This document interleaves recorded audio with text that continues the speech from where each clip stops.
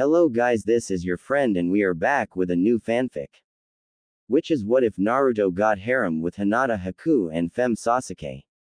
Part 3. And if you enjoy this fanfic then please press the like button and subscribe to my channel for more fanfic like this. And now let's start the fanfic. Dusk had settled in the village of Konoha. Citizens of the village began marching their way home after a long day's work, while a few others shook the sleep away, beginning their night shift. For the proud shinobis of Konoha, the day didn't end unless their muscles ached and their chakra depleted from training. Nor did it begin with them doused in fatigue, for they were always alert. For the young shinobis, Naruto and Sayumi, these words rang true. On a training field the two squared off from each other. Naruto was now 15 years old and standing at 5 feet 9 inches. His blonde hair was slightly longer and now stopped just above his cerulean blue eyes, casting a shadow over them. His tanned and muscular body was now donned in a form-fitting white tank top, black training shorts that were now in tatters and drenched in his own sweat. His opponent Sayumi was now 16 years old and standing at 5 feet 6 inches.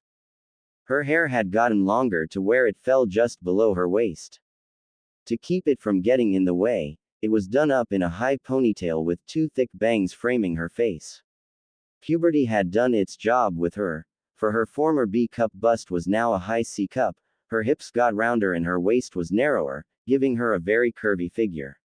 All this and more were hidden behind a black form-fitting crop top and black training pants that did a lot to accentuate her figure, but it was now littered with claw marks and drenched in sweat.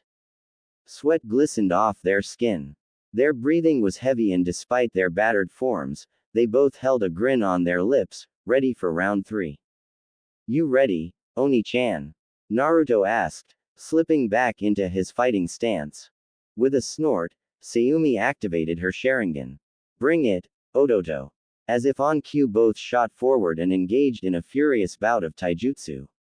Naruto struck at her face with a clawed hand, but Sayumi blocked it and retaliated with a knee to the stomach which pushed him back. They continued like this for 10 minutes, trading blows but unable to get the upper hand over the other.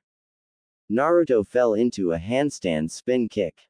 Seeing her jump back to evade his attack, he pushed off the ground with impressive upper body strength before somersaulting into an axe kick aimed at her head. Deciding her head didn't need tenderizing, Sayumi backed up just in time to evade the blow. They fell back into rhythm. Kicks met with kicks. Punches met with punches. Roars matching in ferocity. With a swift kick to his chest, Sayumi put some much-needed distance between her and the blonde before she quickly went through hand seals. Kaden. Gakkaku no Jutsu, she placed 2 fingers to her lips, expelling a giant ball of fire. Righting himself mid-flight, Naruto managed to land in a crouch before skidding to a stop. He immediately had to rush through his own hand seals. Futon. Uzumaku K's no Kabe. A wall of swirling wind sprang up in front of him just in time to stop Sayumi's fireball. The wind wall absorbed the flames and with a thrust of his palm, he sent the now flaming wind wall barreling towards Sayumi. He then formed a seal and muttered, "Expand." The result was an explosion that shook the training ground. The surrounding vegetation disappeared into ashes and was replaced with a large smoking crater. Naruto kept his guard up, knowing that did little to his opponent. His instincts were proven correct when Sayumi rushed towards him, lightning crackling along her body. At least his previous attack did some damage to her, judging from her clothes having soot and burn marks. In the few seconds that it took Sayumi to get within striking distance, Naruto activated his K's no Yoroi to block Sayumi's initial strike. With the brief shock from her attack not having any effect, Naruto began his counterattack. The bout of taijutsu went on, with Sayumi's lightning charging her attacks and Naruto's wind armor powering his hits as well as neutralizing the lightning's effects. Not only did Sayumi's lighting cloak power her hits with said element, it also made her attacks a lot faster and sharper. Add in the fact that her Sharingan was predicting his every attack, allowing her to counter him with near-perfect precision, and pretty soon Naruto found himself on the defensive. Using both hands, He blocked an overhead strike that unfortunately left the rest of his body exposed. He'd pay for this error with a chest-fracturing kick from Sayumi, launching him into the nearby lake. Coughing up a little blood, Naruto's body skipped across the water's surface like a pebble before he could right himself and channel chakra to his feet. A little dazed but still very much in the fight, his instincts screamed at him to block. Following them, he brought his arms up above his head in an X, just in time to take the brunt of an axe kick from Sayumi. An idea came to him and he flashed her a cocky smirk. She raised an eyebrow, confused by the expression until she received the answer a second later. Naruto ceased the flow of chakra from the soles of his feet, allowing himself to be kicked underwater. Sayumi stood atop the water's surface with her guard up. Feeling movements below, she backed up just in time to avoid Naruto erupting from the water with a dual uppercut. She took a few more steps backwards, seeing Naruto go for a flip kick that just managed to graze her chin. He landed on the water's surface with a playful pout. "Ah, I thought I had you that time." Naruto playfully whined. "Gonna have to do better than that, Ototo," Sayumi mocked with a smug grin. Naruto's smirk returned. "Oh, but I did." As he said that, multiple splashes could be heard and in a few seconds an entire army of Naruto clones burst from the lake, surrounding Sayumi. "This is where you give up, Oni-chan," they all chorused. Despite the heavy opposition, and Sayumi did mean heavy, she couldn't help but to grin. Her Ototo loved to count his chickens before they hatched. She waved her finger as if she were scolding a child. "Tisk, tisk tisk, my baka Ototo. Please remember what you're all standing on," she said and pointed down. All the Narutos looked down to see the water rippling under their feet, and then back to the lightning surrounding Sayumi. The color drained from their faces. "Shit." Sayumi channeled her lightning through the water and in mere few seconds, the clone army was cut down by 90%, leaving only the original dazed. The few clones that managed to escape electrocution dashed towards her, intent on winning the spar. She focused her Kaden chakra to the tips of her index fingers, then pointed them at them. Hitogen. Rapidifaya. Multiple condensed balls of heat discharged from the tips of her fingers, dispelling the clones with cold efficiency. Seeing that the original was coming out of his lightning-induced daze, she rushed over to him before he could get his bearings back and finished the spar with a straight kick to his chest, launching him off the lake and back on dry land. Naruto tumbled across the field before coming to a stop on his back. "Oh, that hurt," he groaned. He slowly got up in a sitting position, wiping away the blood on his mouth. "Ah, I nearly forgot how hard she can hit." His thought was cut short when he felt the cold steel of a kunai being pressed against his throat.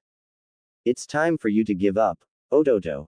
She leaned in close to his ear and whispered, "I wouldn't want to hurt you any more than I already have." The whisper sent a shiver down his spine, and it wasn't an unpleasant one. Naruto, being as bold as he was, decided he wasn't gonna give up so easily, so he leaned forward and pressed his neck against the blade, drawing a trickle of blood. Sayumi saw this and silently panicked before quickly withdrawing her kunai. That was all Naruto needed, and in the next few seconds he swept Sayumi's feet from under her, landing her on her derriere before he had his own kunai at her throat. For a moment he had victorious grin on his face before he locked eyes with her. Time seemed to stand still and the rest of the world slowly faded away as cerulean blue met onyx black, and in that moment it was just the two of them. Naruto's grip on his kunai was slowly slipping as his face slowly inched forward. Sayumi was so mesmerized by the look Naruto was giving her, she didn't realize that her face was slowly inching forward while her neck was pressing against the now trembling kunai. The kunai slipped from Naruto's grasp, his eyes closed and his face was now mere inches away from hers. Sayumi closed her eyes and her lips were just a mere millimeter away from his before. Clang. The sound of the kunai clattering on the ground instantly snapped the teen, brought the teens back to reality. They quickly realized the position they were in and, like a scene out of a corny rom-com, they immediately separated and looked away from each other with matching blushes on their faces. Off to the side we find Kurama chuckling to himself, having watched the events that unfolded. It may be annoying to watch them dance around their feelings like that, but I can't deny how amusing it can be. He decided to spare them any further awkwardness by interrupting. Clearing his throat, he announced his presence. Ahem. If you two are done with the foreplay, the teens became even redder at his insinuation, then let's get going. I'd rather not stay here until nightfall. Why? Afraid of the dark, furball? Sayumi teased. Nonchalantly he answered with a simple, no, a mischievous smirk then found home on his lips. But I do know what teens tend to get up to when left in the dark, he quipped while wiggling his eyebrows suggestively. Both teens were now sporting full-body blushes and looked ready to explode in embarrassment. Laughing to himself, Kurama decided to spare them the faith of dying of embarrassment and halted his teasing. Ushering Sayumi over to him, he placed a hand on her shoulder and in a few seconds all of her wounds disappeared, leaving her skin as flawless as it's always been. Now while most would believe that a biju's chakra was harmful to everyone outside of its container, that wasn't the complete truth. While it is dangerous in large amounts, in small quantities it is quite harmless and very useful for healing most minor wounds. After they gathered their belongings, then the party of three began their trek to their home. At the Hokage Tower we find Hiruzen at his desk finalizing team placements for the following day. Now for Team 7. Normally I'd pair the two top students with the dead last for this team, but I think a little change is required. Besides, those three are good for each other. Thinking about this team brought Hiruzen back to the night of the attack and the events that unfolded afterward. Flashback. Hiruzen sat at his desk with an emotionless expression on his face. Just over 6 hours ago his Anbu had picked up on a spike of chakra and quickly followed it. What they found was the downed and bloodied form of Naruto Uzumaki being cradled by the unconscious Sayumi Uchiha, while the bodies of their assailants were littered around them. With absolutely no time to waste, two of them picked up the two teens and made a beeline to the hospital. The other Anbu stayed behind and gathered the bodies of the Chunin. That's when they discovered that one of them was still alive. Without a second thought the man was put into a prisoner scroll and was to be handed over to Ibiki for questioning. Now back in the present, Hiruzen was listening to the information Ibiki and Anko had managed to torture out of the surviving assailant. From what we have managed to get out of the man, it seems that the former members of the civilian council were not happy with your decision. They decided to exact revenge on you by targeting Naruto Uzumaki, figuring he was the main reason behind their dismissal. Hiruzen gave out no reaction to that news, but the occupants of the room could feel the room getting colder. Even the normally stoic and stone-faced Ibiki was starting sweat due to the tense atmosphere. Without a hint of emotion in his voice, Hiruzen ordered Ibiki to continue. Hi, Hokage-sama. They hired the three Chunin to do the deed. Along with a sizable monetary payment, the three were offered the body of Naruto's caretaker, sister figure Sayumi Uchiha, to do with as they pleased. Stating that, and these are his exact words, if the Uchiha heiress is willing to spread her legs and be a whore for that demon, then she should have no problem doing the same for you three. Ibiki had to stop right there when wave after wave of a murderous ki started emanating off the aged leader. Inu, Neko. Hiruzen ordered in a stone-cold tone. Not even a second later the two Anbu appeared kneeling before the Hokage. You heard that report, correct? He asked the two. Hi, Hokage-sama, the two answered. If you were to take a closer look at Inu's mask you would see a violently spinning Mangekyo Sharingan through the left eye hole. Your orders, Hokage-sama. Inu spoke with an edge in his voice. Hiruzen only had 2 words for them. No. Mercy. With pleasure. Inu spoke before the duo flickered out of the room. Ibiki, who was standing aside and watching, even though he didn't show it, he was honestly surprised at how bloodthirsty Inu sounded. The only other time he remembered Inu being even remotely this bloodthirsty was when he was first brought into Anbu. With the Anbu now gone, he turned to his leader. Your orders for the captured assailant, Hokage-sama. An icy glare was his only response. Understood. Ibiki said before he bowed and left the room. A few hours later, in the council room, at the early hours of the morning, before the sun could grace the land with its warmth, if one were to look inside the council room at this time, they would find the council all present and accounted for. Both sides were feeling somewhat anxious at how abruptly and urgently they were summoned. Even the normally monotone expressions of the elders were mixed with a smidge of curiosity.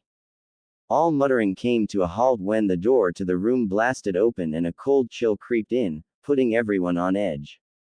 A sense of eeriness took over as the Hokage slowly made his way into the room. Hands behind his back with his head down, allowing the Hokage hat to cast a shadow over his face while his footsteps echoed throughout the room. He did not look up, did not greet them, and not even so much as a sideways glance. He just silently walked through the room until he was standing in the center. Only then did he address them. "Good morning. I apologize for the early and rather abrupt nature of this meeting, but it could not be helped." Hiruzen spoke, his tone not betraying any emotion. Danzo spoke up. "Why have we been called here, Hiru?" He stopped when he saw the dark look Hiruzen sent his way. "Hokage-sama. During the last 24 hours, 3 shinobi of this village attacked and nearly succeeded in killing Naruto Uzumaki. Most of the clan heads reacted with shock while the Nara, Hyuga and Aburame clan heads remained stoic. The elders gave no reactions while the civilians suspiciously went silent. Not only were they given monetary payment to do the deed, but they were also promised the body of Sayumi Uchiha to do with as they pleased. This served to piss off the clan heads while the civilians were starting to fidget and sweat in their seats. Luckily both fought back and managed to defeat their assailants, but it was not without cost. Naruto, after being hit with a neurotoxin, suffered wounds that left him on the verge of death. He likely would have perished had Sayumi not come to his aid. Sayumi, while she didn't have any major physical injuries, suffered severe chakra exhaustion and minor nervous system damage. Both were found by Mai Anbu and are now recovering in the hospital. The clan heads all visibly relaxed at the news while the civilians were sweating like pigs. "Hokage-sama, who was it that ordered the attack?"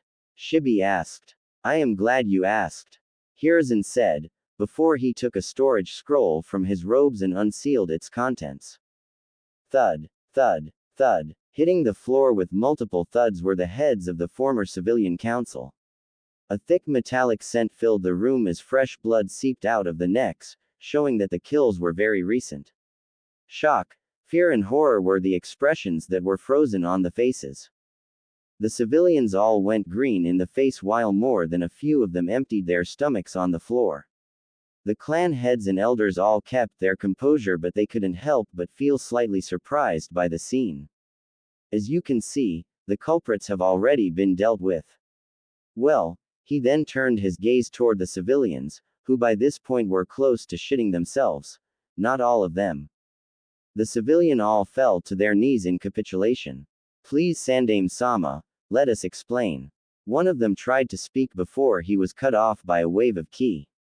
"There is no need," the aged leader started in low icy tone.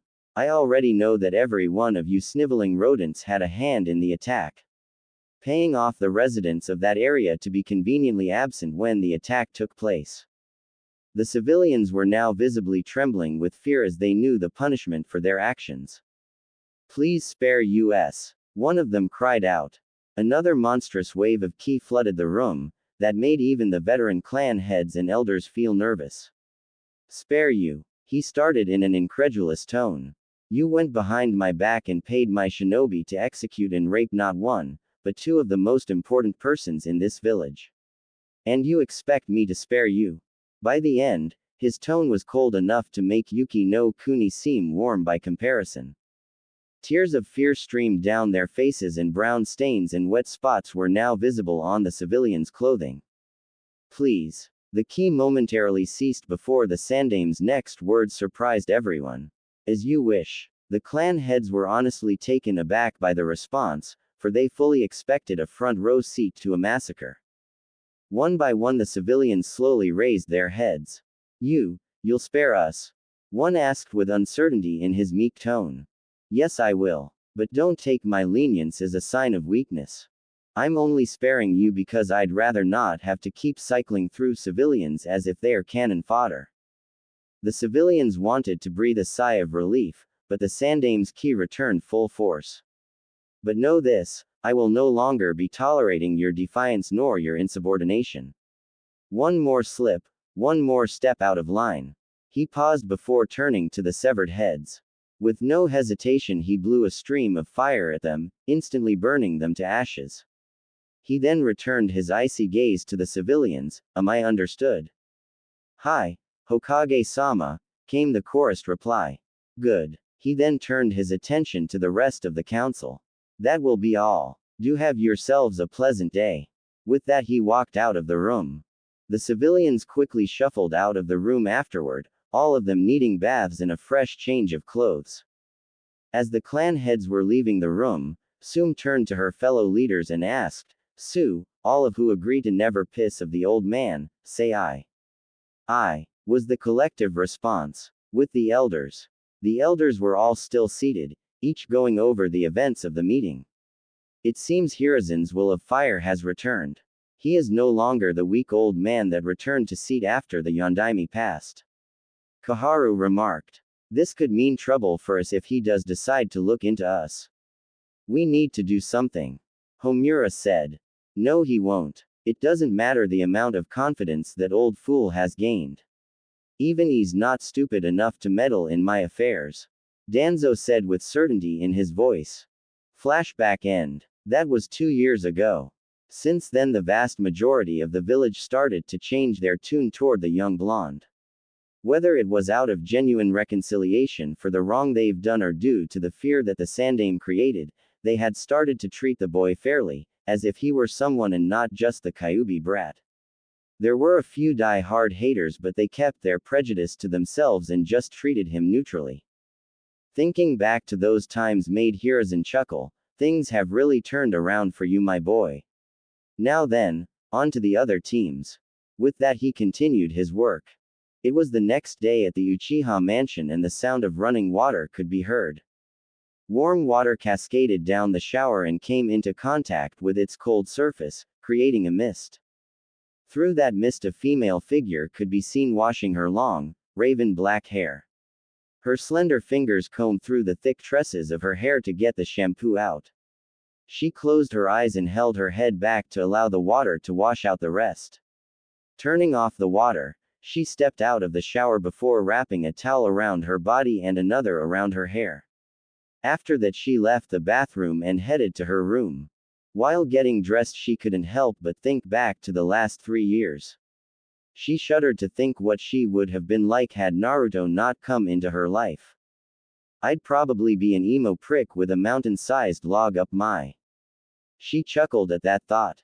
Finished with getting dressed, she left her room to get breakfast ready while wearing a white tank top and black shorts with the towel still wrapped around her hair. While preparing breakfast, she couldn't help but think over her relationship with Naruto and how much had changed since the attack. When she used to only share a bed with him every now and then, now it was practically every night. More than once the rhythm of his heartbeat had put her to sleep.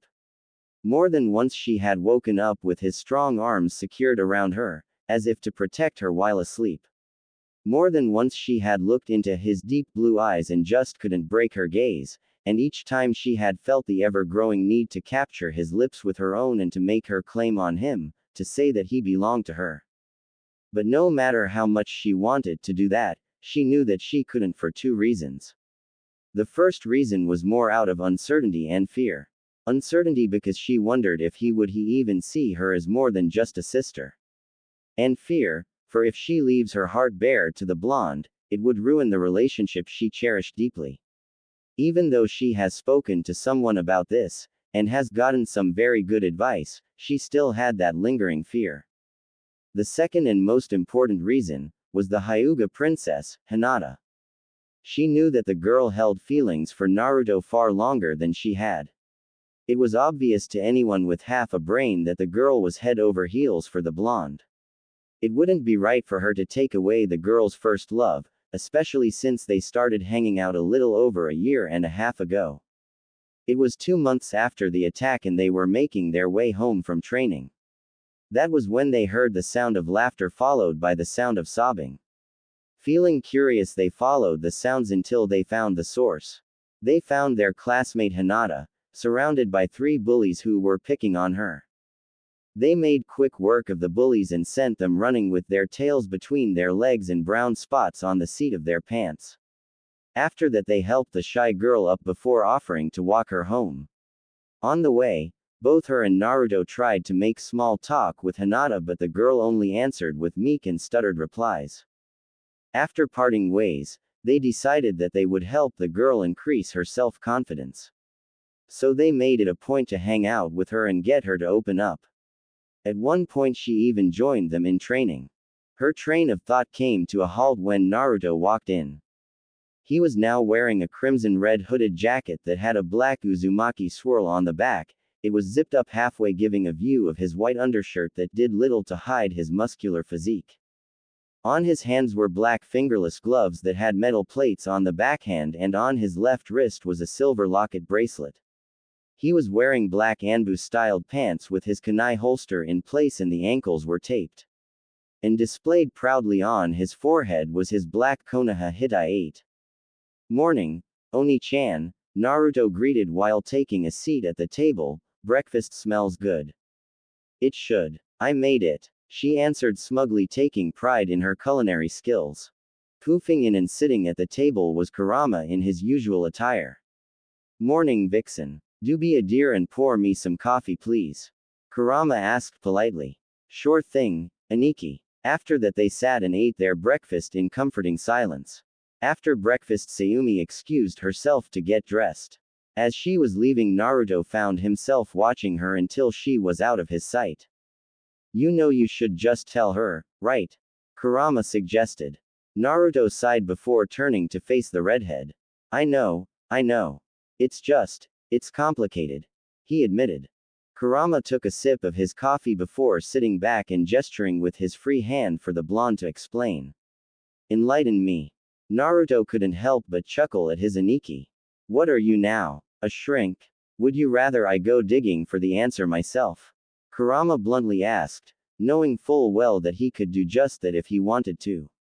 Naruto put up his hands in surrender. Okay, I'll talk. You don't have to go all Yamanaka on me. Kurama nodded and gestured for him to continue. Naruto put his hands on the tabletop and entwined his fingers before speaking. While I do care foe, that was as far as he got before Kurama gestured for him to stop. Kurama sat his coffee on the table before gave Naruto a piercing stare. Stop. Right there. Say it. Kurama ordered while pointing a finger at the young man. What do you mean? Say what? Naruto asked. Kurama's stare intensified and he could see Naruto starting to fidget under his gaze. You know exactly what I mean. Now be a man and say it. Naruto gulped at the seriousness in the beast's voice and decided to comply. Okay. He released a long sigh before he continued. While I do love her, I don't know if I should say anything. Naruto admitted. See, was that so hard? Kurama said before he sat forward with his elbows on the table and hands clasped in front of him. Now tell me, why do you think that? Naruto didn't answer straight away, keeping silent for a bit before he spoke. I don't want to ruin what we already have. I don't want to make things awkward between us, or worse, make her uncomfortable around me because of the feelings I hold for her. Naruto confessed. So, you're a coward then? You're afraid that what you already have will be threatened or become awkward if she doesn't return your feelings, is that it? Kurama challenged. No, I'm no coward. Naruto shot back. His face then took on a forlorn expression and his tone softened. It's just, you know what my life's been like, she's one of the few people that gave my life meaning. If I were to lose her, he paused, his eyes dropped and he ran a hand through his spiky blonde mane, I don't know what I'd do. Kurama sat there sipping his coffee and soaking up the boy's words.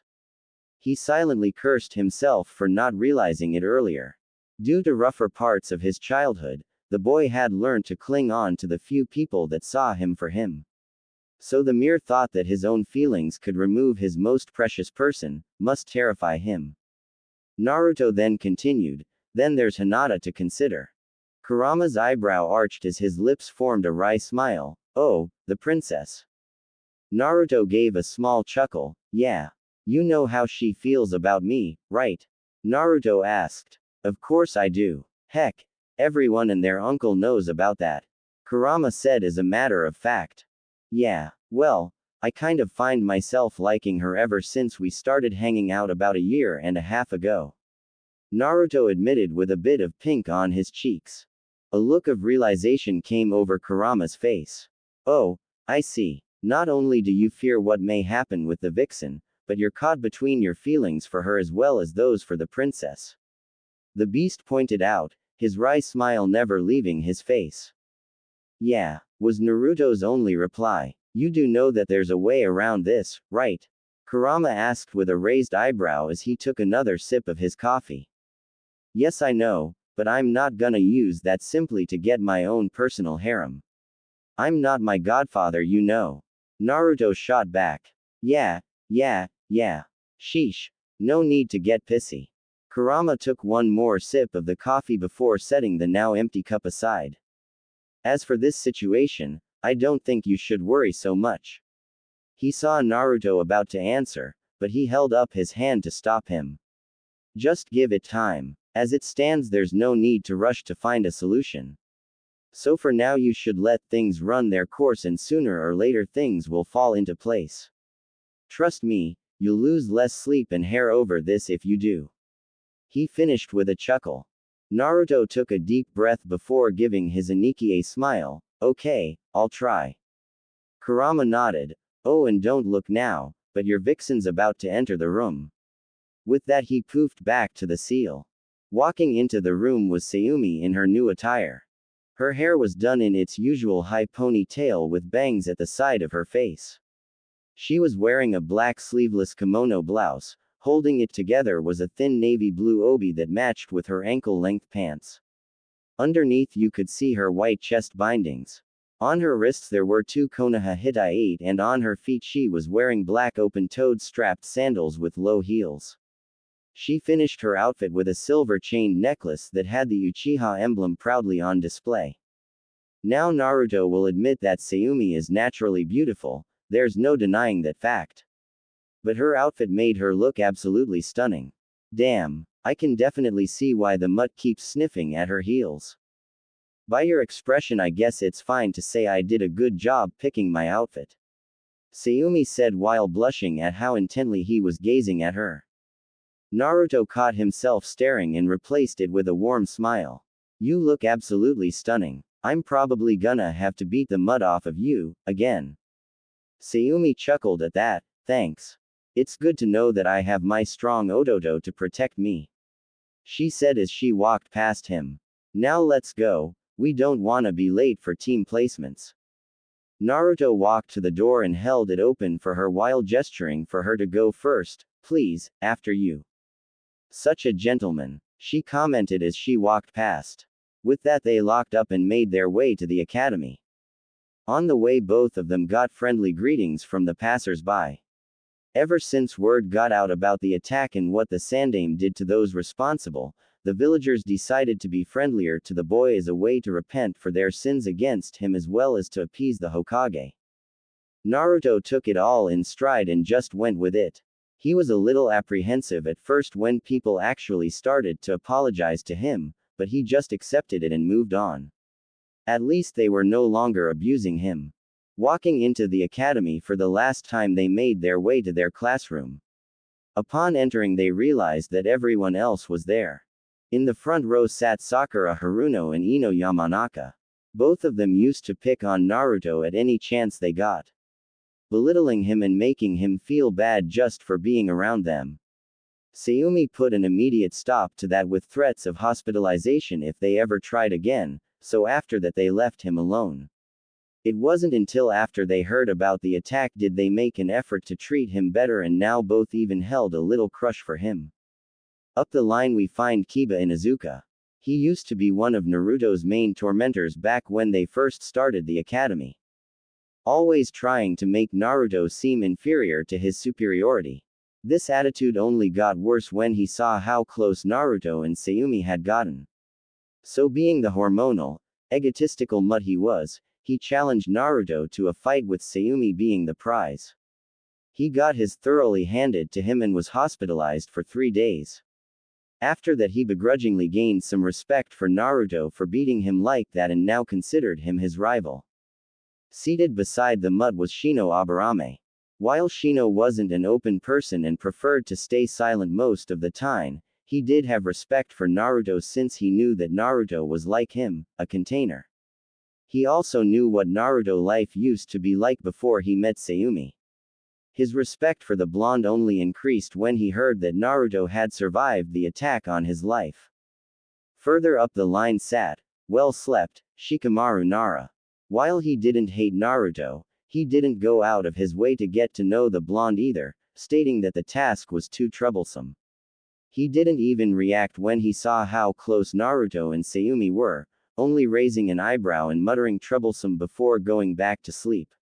He had only tried to get to know Naruto after the attack, stating that it would be troublesome if he didn't at least try and get to know the guy. Beside him was Choji Akamichi. Choji was probably the only one who had openly tried to befriend the blonde before he met Sayumi, often challenging him to eating contests seeing as Naruto was the only one who could out-eat him. He had given Naruto a thumbs up when he learned that Naruto would be under Sayumi's care. He had feared for his friend's life once he heard about the attack. He even dropped by the hospital a few times and left a few bags of his favorite chips for him and Sayumi. And finally at the back of the class was Hinata Hyuga, who was waiting on her friends. Her hair was slightly longer to where it reached just past her neck and it was done in an asymmetrical bob style. She was wearing a loose-fitting, dark lavender hooded jacket with black cuffs that covered her mesh armor underneath. She was also wearing a black form-fitting pants. On her feet were black low-heeled sandals and around her neck was her navy blue Konoha Hitai 8. Morning, Hina-chan, Naruto and Sayumi greeted. Morning Sayumi and Naruto-kun. She replied with a tiny smile. Hinata moved over in the seat to allow Naruto and Sayumi to sit. As they sat, Naruto wrapped an arm around Sayumi, who just melted into the embrace. The girls in the class sighed dreamily at the scene. That's so unfair. Ino muttered to Sakura. Why does she have to take the best guy in the class? The blonde then folded her arm in jealousy. I know, right? With her looks, she could have had pretty much any guy she wants. Why does it have to be him? Sakura replied, feeling equally as jealous. You do know that they are not actually together, right? Shino asked with a raised brow from his spot behind them. Both girls turned around and looked at the bug user. Ah, come on, Shino. Even someone like you should be able to see that they've pretty much staked a claim on each other. Ino remarked before taking a look at the duo. She then gestured for him to look. Like seriously, look at that and tell me that they don't look like a couple. Shino glanced around and saw Sayumi nuzzle herself further in Naruto's embrace with a content expression on her face. He looked at Naruto and saw an equally content expression on his face as well. The bug user then looked back at the blonde and Pinkett. That I cannot deny, and I would not be surprised if they were to pursue a relationship in the near future. But I was only pointing out that currently, they are not together in that sense. Yeah, we know. Sakura replied with Ino nodding. I just can't help but feel jealous anytime I see them. Kiba, who was listening in, decided to add his 2 ryo to the conversation. To be fair, he did try to be friends with you two back when we were kids, and you guys always bullied him. So you can't really blame him for seeking out someone else. Both girls hung their head in shame as they recalled their past actions. They were both pretty mean to him for no reason other than they were following the crowd. Hey, Sakura piped up. Why are you defending him anyway? I thought you liked Sayumi. Oh, believe me, I do. In fact, I'm hoping that I get placed on a team with a babe like her or Hinata and not end up with a sidewalk like you. The dog Nin teased, earning himself a fist to the head courtesy of an irate Sakura. Mangy mutt. The girl muttered under her breath and folded her arms in embarrassment. It wasn't her fault, she was a late bloomer. I, the brunette said as he rubbed his sore head. Anyway, as I was saying before, I was rudely interrupted. Sakura shot him a heated glare at that. While I do like her, I know better than to trespass on another guy's turf. He then chuckled. I'm sure you remember what Naruto did to me when I challenged him to a fight with Sayumi as the prize. Both girls nodded. What you guys don't know is that when I was in the hospital, he visited me and apologized for beating me that badly.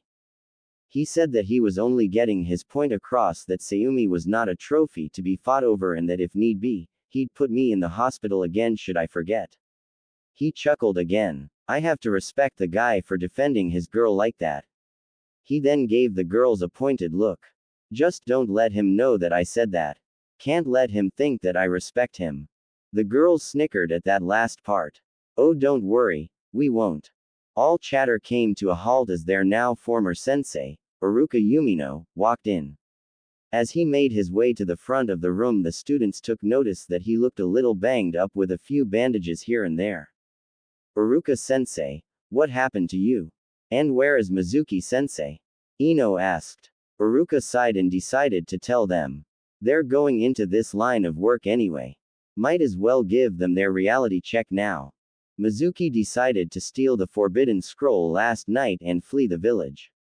I managed to track him down and stop him, that's why I look like this. He is now being detained for his actions and is awaiting his punishment. Iruka's revelation was met with shocked reactions from his former students. But why would he do something like that? Sakura asked, really not liking the fact that someone who used to teach her was now a detained criminal. I can't answer that, for his reasons for his treachery were his own and he didn't feel like telling me. But there is a lesson for you all to learn from this. He stopped and let his eyes glance over his students for a few seconds, satisfied that he had their attention. He continued. I want you all to know that you are going into the world of shinobi. The lifestyle is not a forgiving one and not everything will be as they appear. There will be allies, people who you may have grown up with and gotten attached to, who become enemies and betray you. Just as there will be enemies, the very people who you fought against, who can become your most trusted friend and ally. So I want you all to keep an open mind while you are out there, is that understood? Hi sensei, came the chorused reply. Good. He took a document from his desk, now onto team placements. And then he began calling out the teams. Going through each one until he reached Team 7. Team 7, Naruto Uzumaki, Sayumi Uchiha and Hinata Hyuga. Your Jonin sensei is Kakashi Hatake. The members of Team 7 all shared a look with each other before smiling and nodding in acknowledgement. Team 8, Kiba Inuzuka, Sakura Haruno and Shino Aburame. Your Jonin sensei is Kurenai Yuhi. Two thuds could be heard as Kiba and Sakura's head hit their desk and dark clouds began to rain on them. Why me? Both of them muttered. Shino and Ino couldn't help but stifle their snickers. Karma's a bitch, ain't she mutt? Ino muttered to the dog Nin, who flipped her off in response. Team 9 is still in circulation, so moving on. Team 10, Choji Akamichi, Ino Yamanaka and Shikamaru Nara. Your Jonin sensei is Asuma Sarutobi. Shikamaru raised his hand. Yes, Shikamaru. Iruka acknowledged. Why does Team 7 need so much firepower? He asked. With a raised eyebrow, Iruka asked, what do you mean? What I mean is that Team 7 has Naruto, the Rookie of the Year, Sayumi, the Kunoichi of the Year, as well as Hinata, the second-ranked Kunoichi. That seems a little unfair to have the top-ranked students all on the same team. Shikamaru pointed out. Hokage-sama is the one who created the teams. If you want to know why he made them this way, then you'll have to take your question to him. The scarred Chunin answered. Yeah, I won't do that. Too troublesome. The slacker answered before resting his head on the desk. Iruka chuckled at the slacker's attitude before asking, are there any other questions? When he got no response he continued. Good. Now that is all, I wish you all the best in your careers and good luck. And with that he walked out of the room. One by one the Jonin senseis came and collected their teams. Pretty soon Team 7 was the only one still there. 1 hour passed. Nothing. 2 hours passed. Still nothing. It was nearing the 3-hour mark and all 3 genin were reaching the end of their ropes. Sayumi's eye was twitching violently. Naruto was drumming his fingers on the desk, but if you took a closer look, you could see the indentations his fingers left, a clear sign of his growing frustration. Both may have learned of Kakashi's tardy tendencies from Kurama, but it didn't lessen how annoying it was to deal with. Even Hinata was losing her patience if the rapid tapping of her foot was any indication. During the time that they had been waiting, Hinata decided to take a trip down memory lane, and funny enough, the memory she thought of was the one where she joined Naruto and Sayumi's training. Flashback. Hinata was in her favorite spot in all of Konoha. It was a little clearing that not many knew about, which was hidden on the outskirts of Konoha's memorial. What made it Hinata's favorite spot were the numerous flowers that grew there, specifically the lavender anemone flower. She would usually come here whenever the stress her clan created became too much and she needed a place clear her mind. The only other people who knew about it were Naruto and Sayumi, since she told them when they became friends. But alas, a place that helped to clear her mind was now helping her conceal her tears. She was seated in the center of the clearing with tear stains on her face as she silently sobbed. She could hear a familiar voice say, "Hey Sayumi, she's over here." She then heard the incoming footsteps. She looked up and through her teary visage she could see the incoming figures of her only friends. "I told you we'd find her here," Sayumi responded. Naruto wasted no time in sitting beside her and embracing Hinata in a warm hug. In response, Hinata leaned into the hug and buried her face in her chest and started sobbing again. Naruto for his part just held the girl and allowed her to get it all out. It would do her no good if she kept it in. Sayumi silently sat in front of the duo, waiting patiently for Hinata to calm down. She knew that whatever happened must have been bad enough for her to come here. It took 15 more minutes for Hinata to finally calm down from crying. She slowly let go of Naruto before thanking him for holding her. "No problem, Hina-chan. You can use me as a handkerchief anytime," Naruto responded with his goofy grin to lighten the mood. It worked since he got a giggle out of the girl. Yeah, that's all well and good, Ototo," she said, waving the blonde off dismissively. She then turned her attention to Hinata. "Now Hinata, you mind telling us what happened to make you come out here?" Hinata fidgeted for a bit, feeling unsure if she should tell them what happened. She suddenly felt something grasp her hand, and upon looking, she saw that Sayumi had taken her hand in hers. "We only want to know so that we can help you, so please," she gave Hinata's hand a comforting squeeze, "trust us," Sayumi said in soft tone. Hinata steadied her breathing before looking at Naruto, who gave her a nod.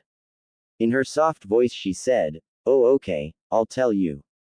She then recounted how her father and the Hyuga elders had pitted her against her sister in a one-on-one fight. She further went on to explain how she had lost that fight because she didn't have it in her to hurt her little sister. Finally, she told them how she was now deemed as weak by both her father and clan, along with how she had been disinherited as heiress in favor of her sister. She had ran from the compound in shame afterward and ended up here before breaking down. By the end of the explanation, there were fresh tears streaming down her face. Sayumi pulled Hinata into a hug and allowed the girl to cry on her shoulder. "Hinata, listen to me, okay? Not wanting to fight your family doesn't make you weak, it just means that you care about them enough to not hurt them, even if they kinda deserve it." Muttering that last part more to herself, she broke the hug before planting her hands firmly on the girl's shoulders and looked Hinata square in the eyes. "You Hinata Hyuga are the kindest, gentlest and one of the strongest persons I know. Don't let your asshole father and those idiot elders tell you otherwise, you hear me?" Sayumi's words of encouragement coming out in a resolute tone.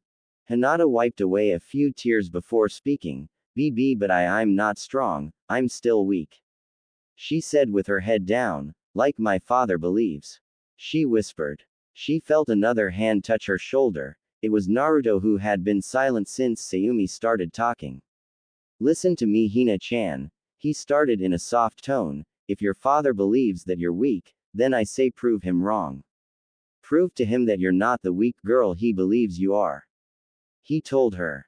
But how? Hinata stuttered. By training, of course. Naruto answered. If your clan isn't gonna help you get stronger, then we'll be more than willing to help you, and I'm sure Kurama-sensei won't mind either. Naruto stated, with Sayumi agreeing. You'd really do that, for me? Hinata asked. Of course we would. You're our friend, Hina-chan, and I'm not gonna leave my friends hanging when I know I can help. Naruto stated, now with a smile on his face. Tears of happiness threatened to escape from Hinata's eyes, but she held them back, not wanting to shed any more tears on this day. Bowing her head slightly, she spoke up in a soft but grateful tone. Thank you. Flashback end. After that day, she joined them in their training with Kurama. Her father and clan had brushed her to the side, so she didn't have to worry about them finding out, since they didn't care enough to find out why she'd disappear for extended amounts of time. During her time training under Kurama, he had really worked her into the ground and wouldn't hesitate to point out her flaws, her main one being the very juken she was learning. He told her that the juken was more suited for those who could handle the stiff and rigid movements that the technique employs, and that her naturally flexible body wouldn't be able to cope with that style. So to fix this issue, he started to help her modify the juken to suit her. It was tough and it took well over 3 months, but eventually they managed to modify it enough so that the movements were no longer stiff and rigid. Kurama had even dubbed the modified style as the Nagareru Ken, or flowing fist. Aside from her taijutsu, he had also introduced her to elemental manipulation. Since being a part of the Hyuga's main branch, it was mandatory for her to learn the basic chakra control exercises at a young age, so Kurama didn't have to worry about going over that. He just went straight to finding out her affinity, which was in fact water. Deciding to get off memory lane and back to the present, she looked to see what her teammates were doing. Sayumi was still seated now with her arms and legs crossed. Naruto, on the other hand, was gathering chalk dust from the erasers in the room. Naruto-kun, what are you doing? She asked with a raised eyebrow. This, Hina-chan, setting the small container down with the chalk dust, is a little surprise for our tardy sensei. He answered with a grin. He went through a few hand seals before muttering, Futon, Kei's no Zojiki, and a small funnel-shaped vortex appeared in his palm, which sucked up all the chalk dust before the wind condensed and took the shape of a sphere. The knob to the class door turned, and in stepped a man with gravity-defying silver hair and was using his Hitai-8 as an eye patch. Yo! He tried to greet, only for a wind ball to explode in his face. He blinked a few times and took in his appearance. He was covered from head to toe in white chalk dust, kinda making him look like living snowman. He could hear the sound of giggles and stifled laughter coming from his team to be. Yeah, I probably deserved that. He deadpanned. That was for being late, Kakashi-sensei. Naruto stated, with the girls nodding in agreement. The now identified Kakashi rubbed the back of his head sheepishly while giving them an eye smile. Sorry about that, I kind of got lost on the road to life. Only you could get lost on a one-way road, sensei. Sayumi remarked. Kakashi gave a nonchalant shrug and told them, meet me on the roof. He said before flickering away. He appeared on the roof completely free of chalk dust and leaned against the railing. Not too long after, his students arrived using the same technique, though it seemed that Naruto brought Hinata with him rather than she did it herself. I shouldn't be surprised, given who trained them. The Cyclops thought to himself. Don't worry, Hina-chan, as soon as we got time we'll show you how to do the Shunshin. Naruto told her as they took a seat. Now that we're all here, he started, getting the Genin's attention. Why not start off with some introductions? Why don't you go first, sensei? Hinata asked, pointing to himself. Me. Getting a nod from her, he shrugged. Okay. My name is Kakashi Hatake. My likes are none of your business. There is nothing in particular that I dislike, Though certain challenges from a certain someone do come to mind. My dreams, he stared up at the sky, haven't really thought about it. Kakashi finished in a bored tone. His name is Kakashi Hatake, son of the famous Tsukumo Hatake, better known by the moniker, the White Fang. He wields the Uchiha's dojutsu, which earned him the nicknames, Kakashi of the Sharingan, and Copy Ninja. Oh, and he's usually late for everything. He likes his Ika books and he dislikes those who threatens to harm them. His dreams are to one day retire at old age with the world at peace and the entire Ika collection at his disposal. Naruto explained, earning a raised eyebrow from the Cyclops. In other words, he's a good ninja but also a pervert. Sayumi told Hinata, who giggled in response. And how exactly do you know all that? Kakashi asked the blonde. Naruto waved his finger. A good ninja doesn't reveal his secrets. Also, you do realize that he didn't deny the pervert claim, right? Naruto asked the older shinobi, who just shrugged in response. Meh, it's not like I go out of my way to conceal that fact. Everyone's a pervert on some level, it's just how open you are about it. Kakashi answered in his same nonchalant tone. Now, since you're so knowledgeable about me, let's hear your intro. Naruto just shrugged and then started. My name is Naruto Uzumaki. My likes are my Oni-chan, her cooking, Hina-chan, the Ichirakus, my Aniki, the old man in training. My dislikes are those who can't tell the difference between a kunai and the scroll it's sealed in, as well those who would destroy innocent lives for their own personal gain. My dreams are to help my Oni-chan with her dream and to protect those precious to me. I would also like to be Hokage, but it's more of a secondary goal. He finished. Kakashi nodded and motioned for Sayumi to start. You're up, Ravenhead. Aniki's nickname is better. She mentally commented. The name's Sayumi Uchiha. My likes include my Odoto. She cooed as she pinched said boy's cheek, making him blush. Hina-chan here, my Aniki, both of them, and training to get stronger. My dislikes are idiots who fail to see the forest for the trees, and assholes who'd do anything to cover their own asses. My dreams are to help my Odoto with his dream, clear a certain someone's name and maybe have a family one day. She was the only one who failed to see the blush that appeared on Naruto's face. Well, it's your time, princess. Kakashi said, motioning to Hinata. Hi sensei. My name is Hinata Hyuga. My like include Naruto-kun, Sayumi, cinnamon buns, my family, even if the feeling isn't mutual. I dislike those who look down on others simply because they're different and kidnappers. My dream is to unite my clan by removing the caged bird seal and have my own family. She said while stealing a side glance at Naruto. Not a single stutter. It seems training with these two really helped with her confidence. Also, talk about a love triangle. Naruto likes Sayumi. Sayumi seems to like Naruto but has competition with Hinata. Oh dear, Kami, help him. I am not envying the blonde at all. Well, not a bad first day. Meet me at training ground 7 tomorrow at 7 a.m. for your genin test.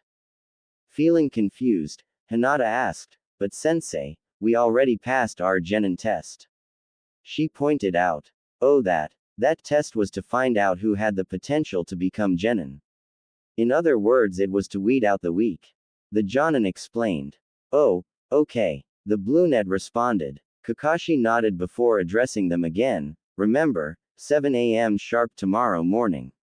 Oh, and as a bit of advice, I'd suggest not eating breakfast. Jane. With a two-finger salute, he flickered away. The three genin just sat there for a few moments and noticed that it was nearing night time since the stars and moon were making an appearance. Naruto broke the silence. So Oni-chan, Ichiraku ramen tonight? Naruto asked giddily. Sure. I don't see why not. She responded before looking to Hinata. You wanna come with?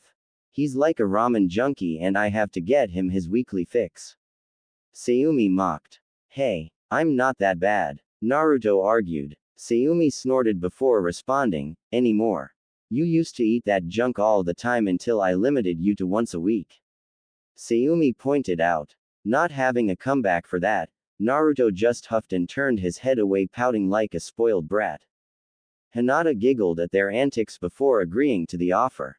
After that, Naruto put a hand on Hinata's shoulder and then nodded to Sayumi. After that, the trio flickered away. They appeared just outside their destination. As they were going in, Naruto slapped a silencing seal on the side of the building, an act that Hinata did not miss. Hey there, old man. Heat up that stove because I am hungry for ramen. Naruto dramatically announced. The girls just shook their heads at the blonde's exuberance. Hey there, Naruto, my boy. Sayumi let you off your leash again, huh? Tsuki joked. You know it. So how about you get started on my usual, come on old man, chop chop. Naruto playfully ordered. Is that Naruto I hear being an impatient brat again? A voice spoke up from the back. Walking into view was a brunette just a few years older than Naruto and the girls. Hey, Ayame Ne-chan. Naruto greeted as said girl leaned over the counter to hug her favorite knucklehead. You know it, so how about that order of mine? Breaking the hug, oh hush you, first I have to get the orders of your friends here. She chided before turning to Sayumi and Hinata, so girls, the usual. She asked them. Hinata nodded while Sayumi responded with, sure. With the orders in place, the father-daughter disappeared into the back to get them ready. As the teens sat and waited, Naruto decided that it was time for Hinata to learn his secret. So Hina-chan, there's actually something I've been meaning to tell you for a while now. Naruto started gaining the brunette's attention. He took a deep breath to compose himself. What I want to tell you is that, he stopped mid-sentence as he was still debating with himself on whether or not he should tell her. He looked back at her and saw that she was waiting. Sorry Hina-chan, it's kind of hard to speak about. Does this have to do with Kurama-sensei being the Kyuubi, as well as him being sealed inside you? Hinata simply asked. You knew? Sayumi and Naruto asked in astonishment. Hinata giggled at their reactions before answering. Yes. I found out about Kyuubi being sealed inside of you from Tu-san, who accidentally let it slip one night after an apparently bad council meeting. I only learned about him being Kurama-sensei a month after I joined you, she explained. A poof was heard and Kurama was now seated on the empty stool. And how exactly did you learn that?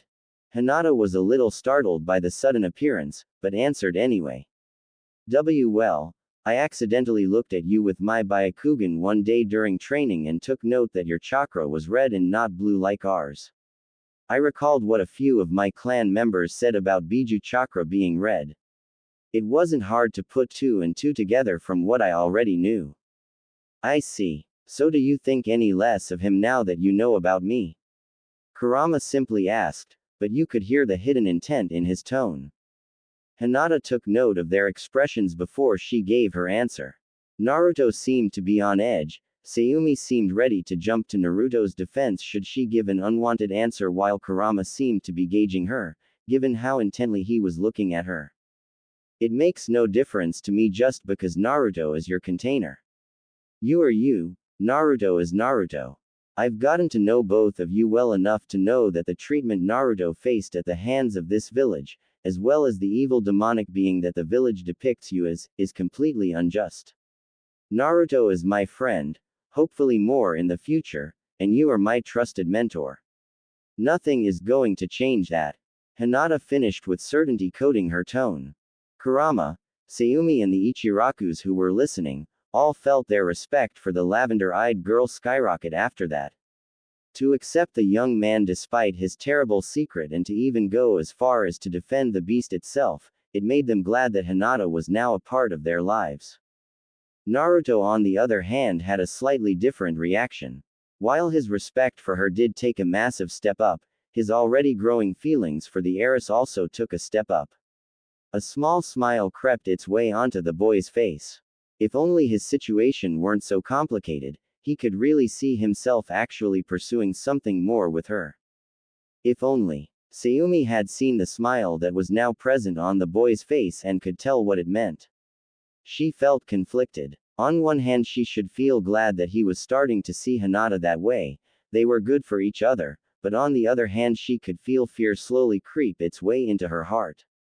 She knew that keeping her feelings buried was the right thing to do. So why am I afraid? Naruto reached over and engulfed Hinata in a hug that honestly caught her off guard.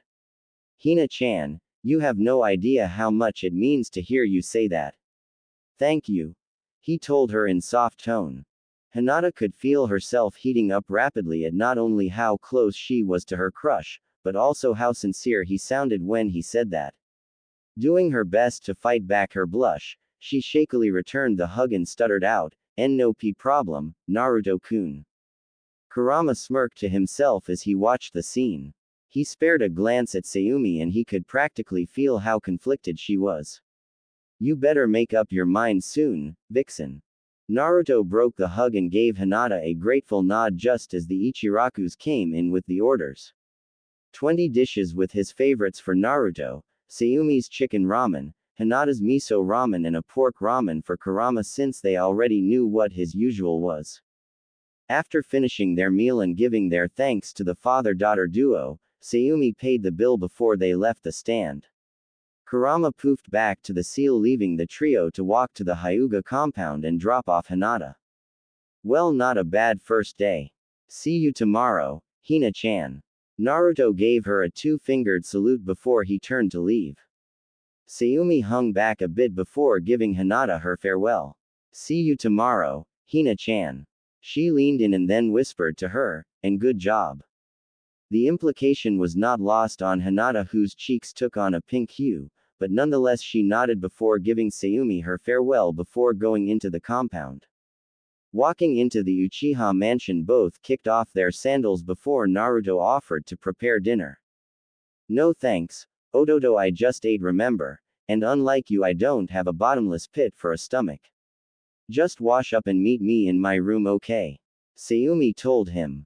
Yeah, okay, I'll be there. He answered before leaving to clean up. A few minutes later he was completely fresh and ready for bed.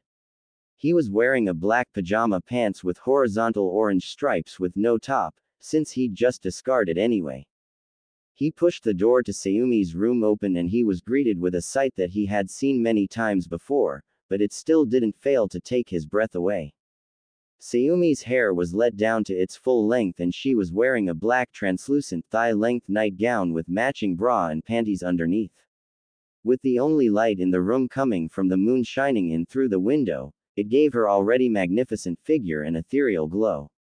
Truly breathtaking. You gonna stand there all night, Odoto, or are you gonna get in bed?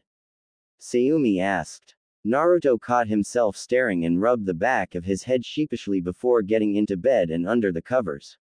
Sayumi got under the covers with him and nuzzled her head on his chest. With a soft, "Good night, Odoto." Her breathing evened out before she fell asleep. Naruto smiled and stroked her silky hair for a few moments, before responding, "Good night, Sayu-chan," and not too long after he followed her into a peaceful slumber. 10 a.m. arrived and Kakashi poofed onto Training Ground 7 to meet his potential team. Yo. He greeted with an eye smile, only to receive no answer. He opened his eye to see that he was the only one there. Where could my cute little genin be? He asked in a lazy tone. He looked around for a few minutes before shrugging and taking a seat on a nearby boulder. He pulled out his little book and started to giggle as he enjoyed his literature. 15 minutes later. Oi, can't you be a decent human being and read that thing indoors? Naruto chided as he and the girl shunshined on to the field. Without taking his eye off his book, the scarecrow answered. Well, I needed something to pass the time. I thought I told you all to be here at 7. He then listened for the telltale signs of hunger, but the tummies were silent, and to not eat anything. Sayumi snorted. Yeah, right. We learned our lesson about your time management, or lack thereof, from yesterday. We weren't about to go through that again. Plus, you only suggested that we weren't to eat any breakfast, it was never a direct order. Hinata added. I guess you're right. The Jonin then snapped his book shut and placed it in his pocket before getting up and dusting off his pants. Well, now that we're all here, I think it's time we get this show on the road. He then took 2 bells from his pocket and held them up for them to see. To pass this test, all you have to do is take one of these bells from me. Originally, whoever didn't get a bell was gonna be tied to one of those stumps behind me and left without lunch. But since you all went and ate already, the new punishment will be that whoever doesn't have a bell will be stripped of her headband and sent back to the academy. He finished with his eye smile. He said that part a little too cheery for the genin's liking. Also, as a bit of advice, best to come at me with the intent to kill. You won't have a chance to pass otherwise. He then put the bells on his waist. You all understand the objective. All 3 nodded and got into ready stances. Kakashi looked at all 3 of them intently. Before you have 2 hours. Hajime.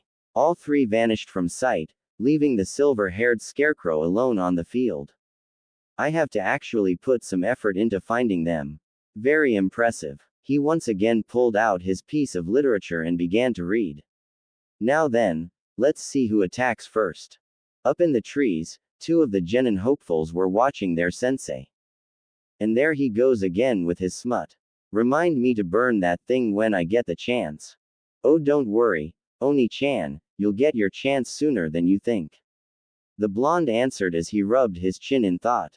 You already figured out the true meaning behind this so-called test, right? Sayumi nodded and answered. Yeah, he gave us an objective that divides us, when we really should work together to complete it. My thoughts exactly. If we wanna pass this thing, then we'll need Hinata. Sayumi nodded. Agreed. They then took off to find their last teammate. From her spot in the trees, Hinata watched as her sensei kept his lone eye on his book and was giggling like a madman. Seriously, sensei? She thought incredulously. She then turned her thoughts away from that and back to the ongoing test. He said that the only way to pass was to get a bell from him, but he only has 2. So anyway, I look at it, someone is going back to the academy. But that doesn't make sense. Unless a member was seriously injured or killed, there are no official 3-man cells in Konoha. Plus he's a jonin. They can't expect a single genin to take on a jonin, unless. A light bulb appeared above her head. He wants us to work together. I have to find Naru-kun and Sayumi. Ask and you shall receive. A voice said from behind her. Hinata turned around and saw Sayumi and Naruto land on some branches just in front of her. So I take it you found out the true meaning behind this test as well? She asked them. Both of them nodded. Now that we know what the true objective is, let's pass this test. Naruto declared. Kakashi flipped through another page of his book and began to read. 45 minutes and still no sign of them. I wonder if any of them figured out the true meaning behind this test yet. As that thought crossed his mind, he noticed that his blonde student had shunshined on to the field and was only about 10 feet away from him. Finally decided to take a crack at me, huh? Took you long enough, I'm almost done with my book here. The man said, as he glanced over his book and at the genin hopeful. Naruto cracked his knuckles and rolled his neck a few times before settling in his stance. He sent chakra to his fingernails and they turned from normal fingernails into fox-like claws. He leaned his upper body forward and his clawed hands were open at his sides. His legs were apart with one bent in front of the other. Yeah, I wanted to see how I measured up against the great copy ninja. Is that so? Without putting his book away, he gestured with his free hand for the boy to come at him. Well then, let's see what you can do. On that note, Naruto gave the jonin a smirk, before he launched from his position and kicked up a sizable amount of dust and dirt. Kakashi's lone eye momentarily widened at the display of speed, before he brought his hand up just in time to block the incoming kick. A shockwave rang through the field and pushed back the surrounding vegetation. Kakashi winced as he could feel the bones in his hand straining from that single blow. Guess I'll have to take this seriously. He then grabbed the teen's ankle and threw him across the field to create some space. Naruto did a few flips while in midair before landing in a crouch. He looked up and grinned when he saw Kakashi flashing his hand and putting his book away. Gonna take me seriously now, Kakashi-sensei? Kakashi settled into his fighting stance and answered. Not like you left me with much of a choice. Naruto's grin didn't leave his face. Damn straight. Once again Naruto charged at the Jonin, but this time there was a faint wild glow around him. With Sayumi and Hinata, the two heiresses watched the ongoing fight and were pleased with what they were seeing. Despite having more experience than the blonde, they could see that Naruto was keeping the Jonin on his toes and wouldn't let him make a single mistake. They saw the grin that threatened to split the blonde's face in two, as he matched the sliver-haired man blow for blow. He's having way too much fun with this. Both girls thought with a slight chuckle. Sayumi glanced at the Hyuga heiress and said, "Alright, he's keeping him busy. My part is coming up soon, so go get ready." Hinata nodded before taking off to another part of the training ground. Sayumi continued to watch the fight and watched as Naruto lured Kakashi near to the lake before slipping behind the Cyclops and locking the man's hands behind his head and kicked his feet out to keep him restrained. Sayumi then looked at the figure crouching behind her. "Ready, Ototo. You know it, Oni-chan." Back with Naruto and Kakashi. Kakashi struggled to get free as the blonde Jinchuriki kept him restrained. Now Kakashi would be the first to admit that while he was a proficient hand-to-hand fighter, he wasn't the best. But he thought that he could at least take on a graduate without much trouble. This is what I get for underestimating him. The guys will never let me live this down if they find out I got bested by a genin. A few seconds later he watched from his position as Sayumi made her appearance on the field alongside Naruto. "That position suits you, Kakashi-sensei." The Naruto beside Sayumi taunted with a cocky grin. As he continued to struggle against the Naruto holding him, he finally realized the situation. "I see. So all this time I've been fighting a clone." "Yep." Both of the Narutos answered. "Now why don't you relinquish those bells to us and we'll let you go?" Sayumi said as she folded her arms under her bust. "So you figured out the point to the test, huh?" The Jonin said as he began to charge himself up with Raiden Chakra. He then released the build-up chakra all in one go, electrocuting the clone and made lightning to dance along his body. "That just means that I'll have to do better to keep the bells from you." He once again got into his stance. Sayumi shrugged in response. "Can't say we didn't try to negotiate." She then took a deep breath and thought, "Kaden, Kyanonbor." She blew a volley of cannonball-sized fireballs from her mouth that were now hurtling toward the Cyclops. "Not done yet," Naruto called out before he clapped his hands together. "Futon, Repusho."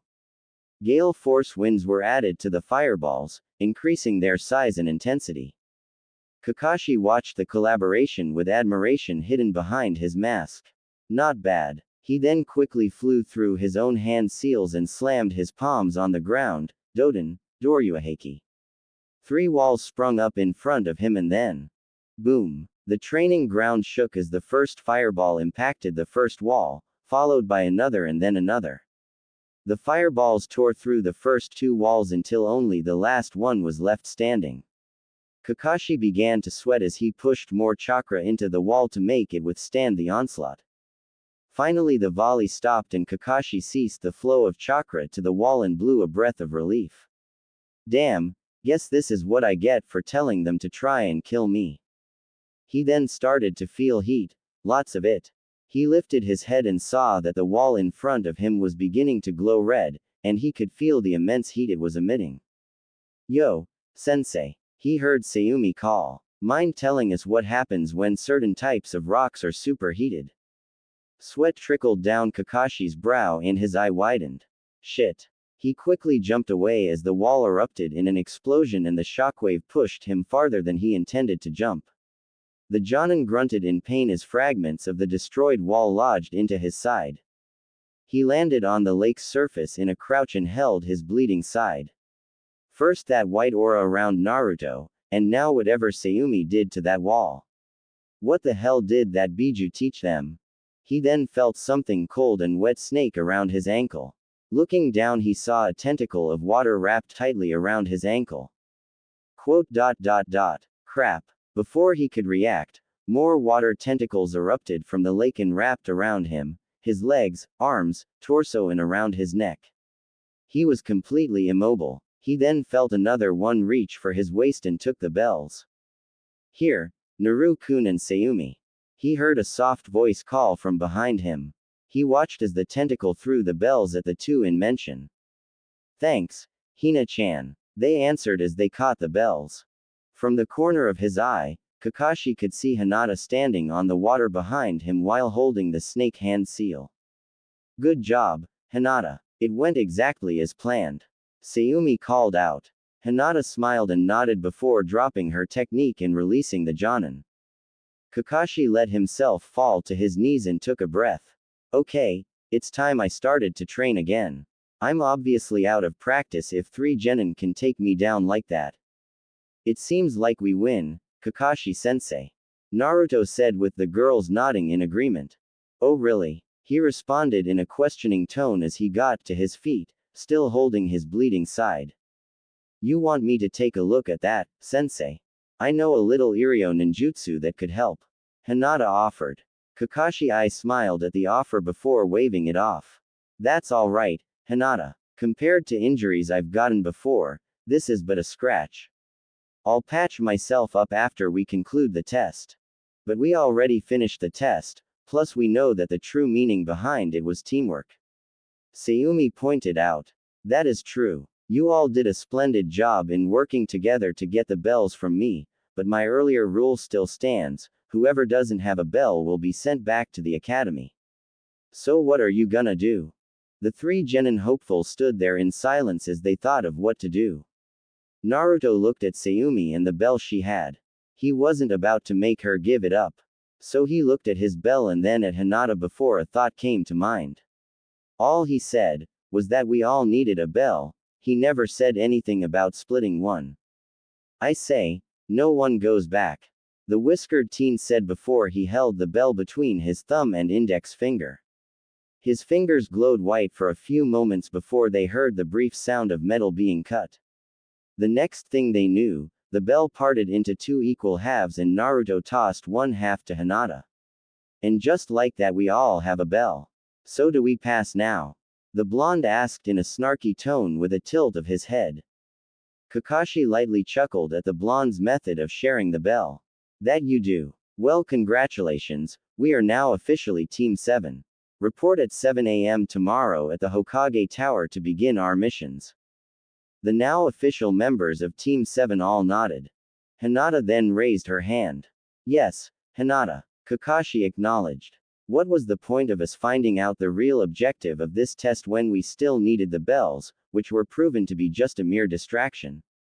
Hinata asked. Sayumi and Naruto looked at the Jonin for an answer, since they were curious about that as well.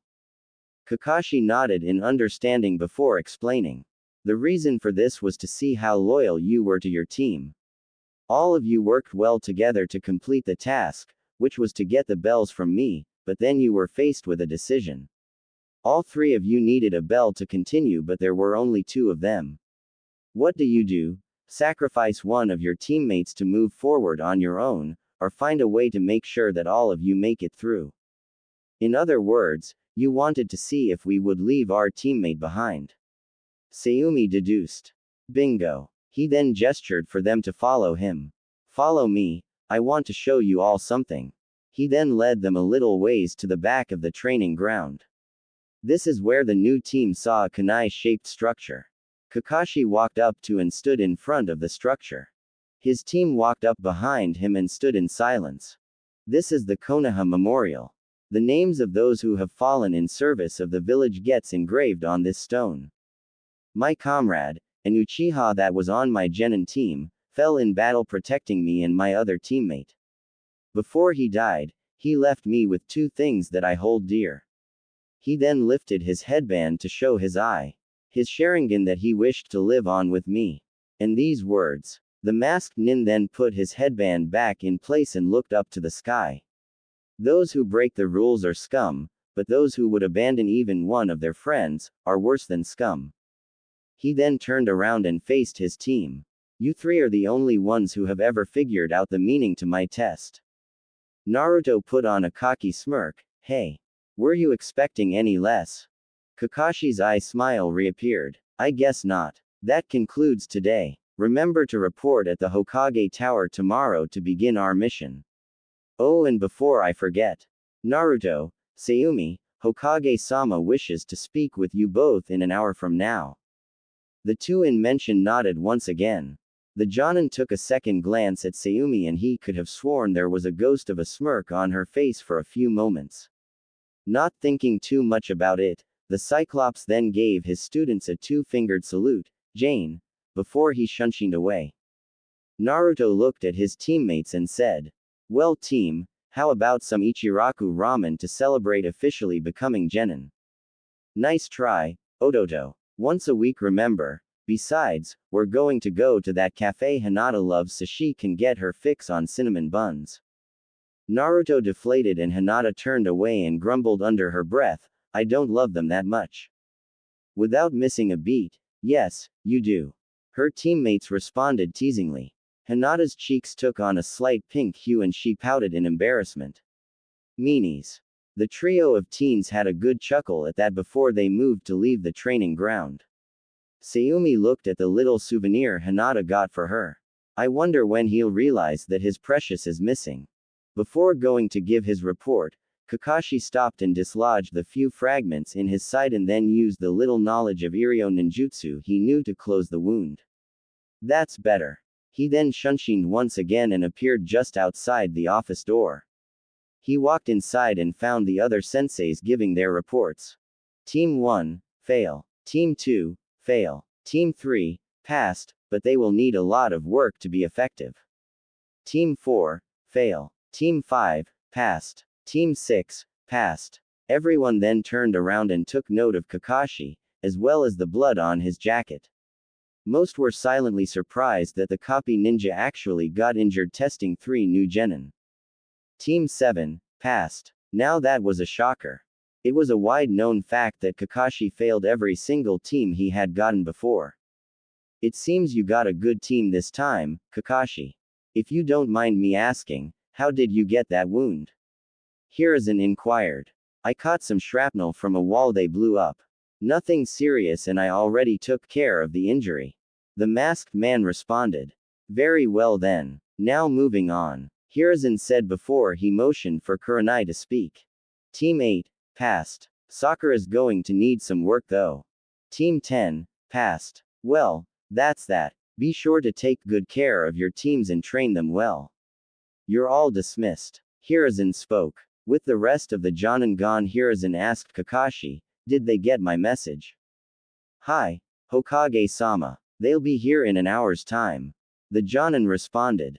Good. You're dismissed. With Kakashi gone, he leaned back into his chair, mentally preparing himself for the upcoming conversation. Instead of flickering directly to his house, Kakashi decided to take the slow route and walk. As he was walking by, he saw the bar known as the Broken Katana that was frequented by Jonin. With a shrug, he decided to stop in and get a drink. When he walked in, he found his fellow team leaders, Asuma and Kurenai, there as well. Hey there, Kakashi. You here to get a drink for finally passing a team? Asuma called out. Kakashi ordered his drink before going to sit with the other team leaders. Something like that. He then took a swig of his drink, with the mask still in place. Asuma glanced at Kurenai. Genjutsu, right? Kurenai responded with a small shrug, most likely. Kakashi set his drink on the table and said, keep guessing guys. So you mind telling me how your tests went? Kurenai spoke first. My team did well, albeit with a little difficulty here and there. I gave them the standard bell test. Kiba and Shino tracked me down, and along with Sakura they kept me distracted while Shino's insects took the bells off me. Where the difficulty came in, however, was that it took them an hour and 40 minutes out of the 2-hour time limit for them to finally make a move, and that was due to Kiba and Sakura refusing to cooperate with each other. It took Shino's logical thinking to convince them to work together, and even then the boys did majority of the work. You sound disappointed, Asuma remarked. Kurenai closed her eyes and rubbed the bridge of her nose. I am. As a Jonin kunoichi, I find it a little disheartening whenever I see upcoming kunoichi have to rely so heavily on their male counterparts. Don't get me wrong, I admire it when young men are capable of taking the lead and doing what is needed to be done, but I also like to see when the kunoichi are able to stand side by side with them and can be relied on equally. Both shinobi nodded in understanding. I kind of have the same issue you do, with Ino. For my test I told them that they had to get my pack of cigs. Cancer sticks. Kurenai interjected. Asuma gave her a pointed look before continuing, anyway, as I was saying. I told them that for them to pass, they had to take my pack of cigs from me plus the one I was already smoking. As expected they worked together right from the get-go. Not exactly a surprise given the families they come from. It took them an hour for them to find me. Choji was the first one to attack with a frontal assault while Ino stayed at a distance and used her throwing weapons. What I realized was that they were luring me to the shadowy part of the training ground where Shikamaru managed to catch me in his shadow strangle. If you knew their strategy, why did you purposefully take the bait? Kurenai asked. And make it impossible for them. Asuma replied with a small laugh. Our job was to see if they could work together efficiently. Not to see if they could take down a fully fledged Jonin in combat. He responded and Kurenai nodded in understanding. Well, the issue I have with Ino is aside from her mediocre taijutsu and her throwing weapons, she doesn't have anything else to rely on aside from her clan jutsu, and if that misses, then her teammates have the burden of protecting her until her consciousness makes it back to her body. You guys have your work cut out for you with those two. Kakashi commented as he took another sip of his drink. So we told you about our tests, mind going into detail about how a group of genin managed to wound you? Asuma said with a small chuckle while Kurenai looked intrigued. Kakashi laughed nervously. Hee, it wasn't anything special. Nothing to write home about. Kurenai wagged her finger at the silver-haired shinobi.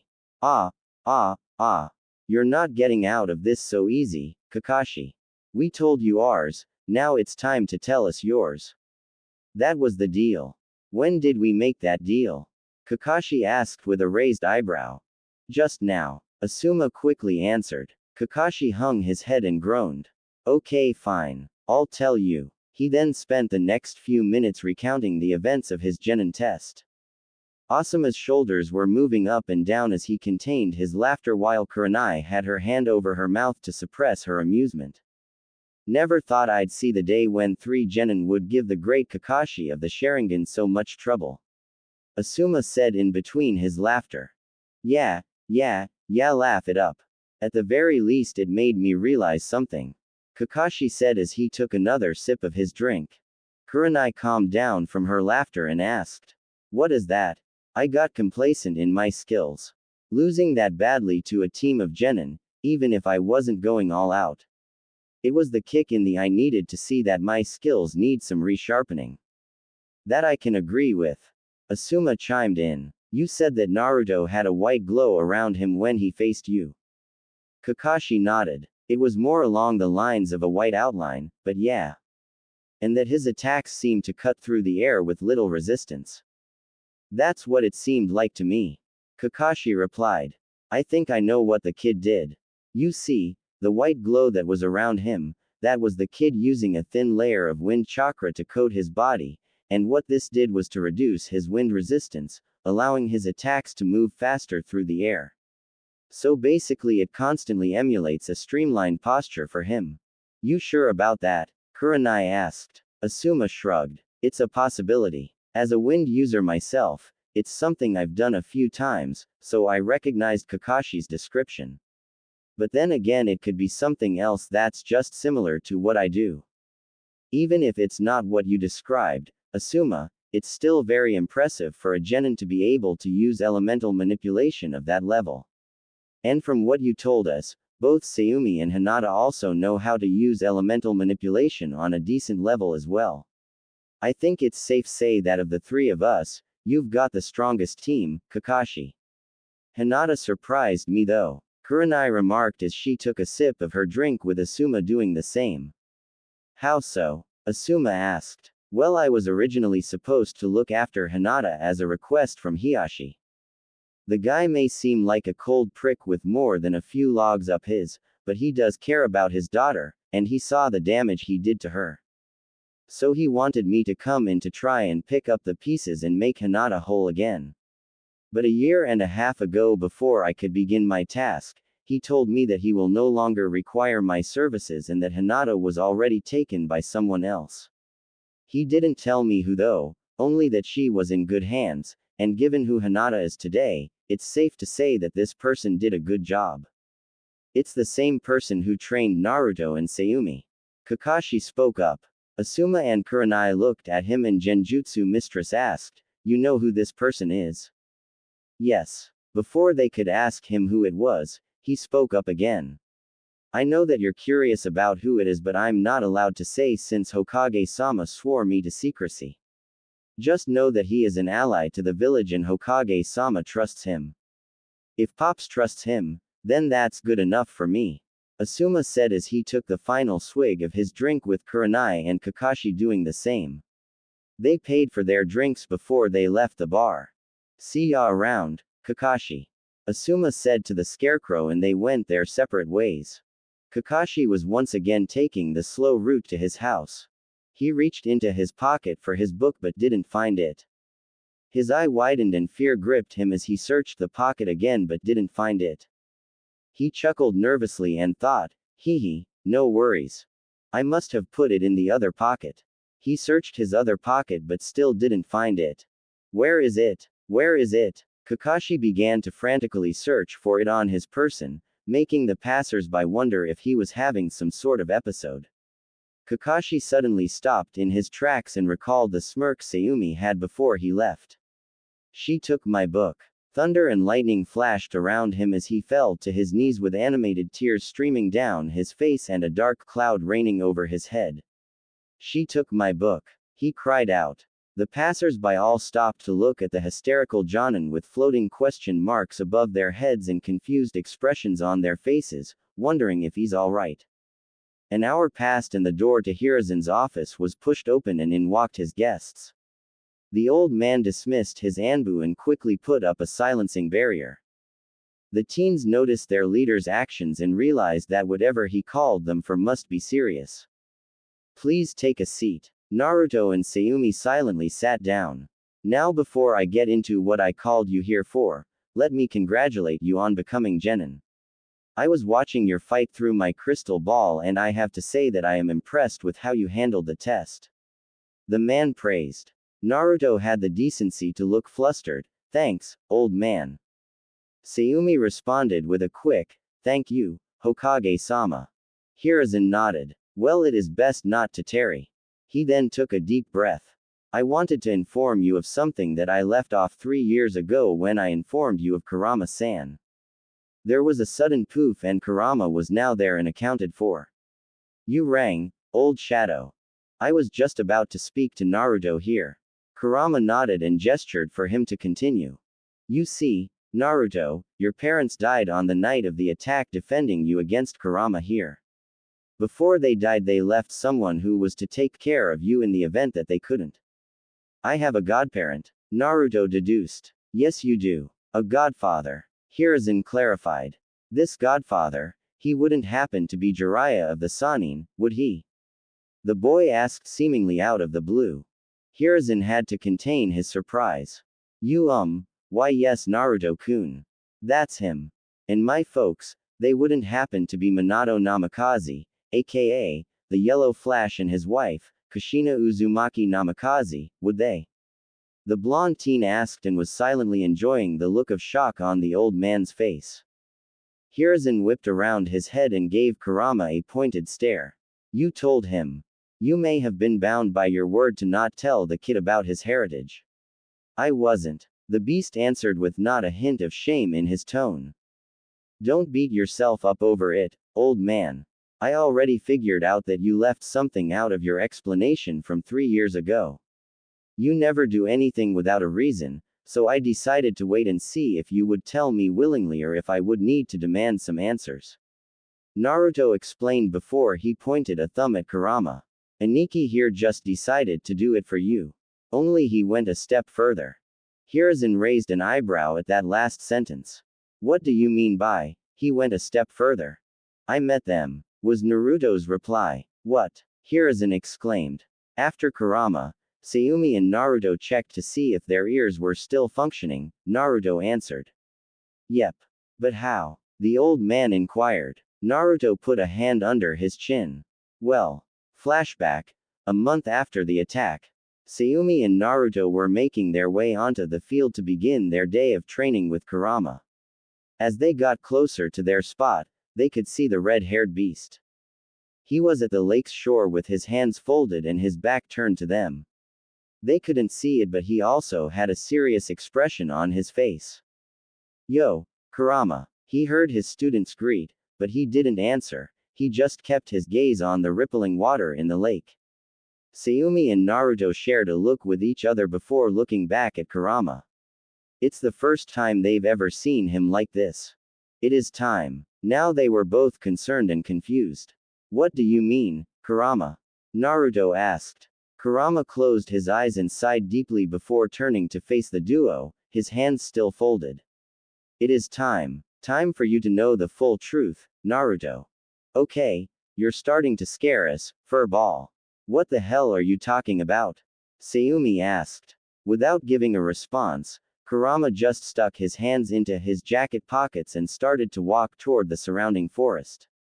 He glanced over his shoulder to see his students gazing at him with worried, confused expressions. Follow me, he said before continuing his trek. Naruto and Sayumi shared a glance at each other before shrugging and began to follow the redhead. They walked for about 10 minutes and Naruto and Sayumi noticed how deep in the forest they were.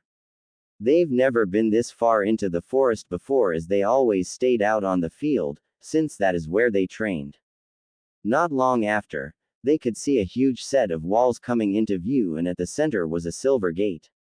The closer they got, the more they could make out what was on the gate. It had two initials, M on the left side of the gate and K on the right side. Naruto didn't know why, but he started to have conflicted feelings.